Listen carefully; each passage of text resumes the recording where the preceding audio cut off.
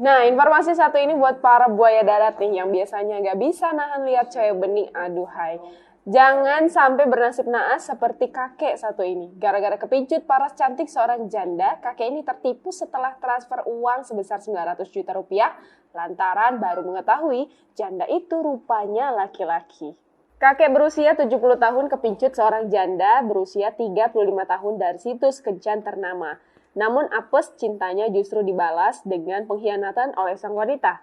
Chen Tran yang dari Guangzhou, Fujian, Cina, tak pernah menyangka bahwa Feng Tamlan, janda yang mengaku jatuh cinta kepadanya, ternyata seorang penipu ulung. Yang lebih menyakitkan hati Chen adalah polisi memberi informasi bahwa janda cantik itu adalah seorang pria. Dan foto cantik Feng Tamlan hasil comotan di internet. Tinggallah si kakek gigit jari kehilangan uang dan terutama menanggung malu. Sebelumnya, Feng Tamlan mengaku berusia 35 tahun sudah bercerai dan saat ini menjabat sebagai kepala bank investasi yang berlokasi di Provinsi Anhui. Penghasilan tahunannya beberapa ratus juta rupiah. Cara bicara Feng Tamlan yang ceria dan penampilan mudanya yang cantik langsung menarik perhatian Tran.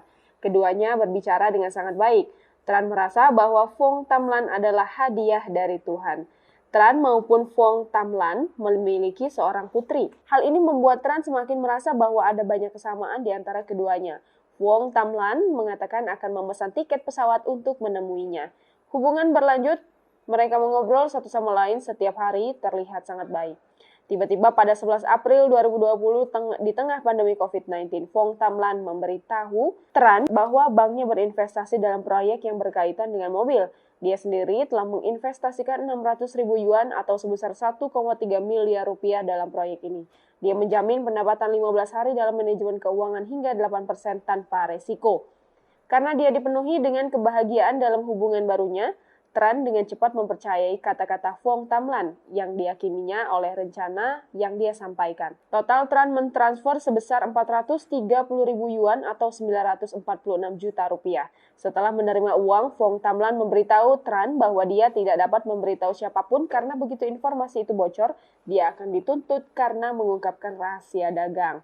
Percaya ucapan Feng Tamlan, Tran benar-benar tidak membicarakan uang antara dia berdua dengan siapapun termasuk putrinya. Namun setelah menerima uang hampir 1 miliar rupiah, frekuensi pesan dari Tamlan menurun secara signifikan. Dia tidak lagi menghubungi Tran. Menyadari ketidaknormalan tersebut menebak bahwa dia telah ditipu oleh wanita muda tersebut dan menguras hartanya, Tran melapor ke polisi. Ia berharap polisi akan membantunya mendapatkan kembali uang yang telah dia kirim ke Feng Tamlan. Dan yang mengejutkan adalah ketika polisi turun tangan, mereka menemukan bahwa pengguna akun Wang Xinlan sebenarnya adalah seorang pria di Hamduong, Shanxi.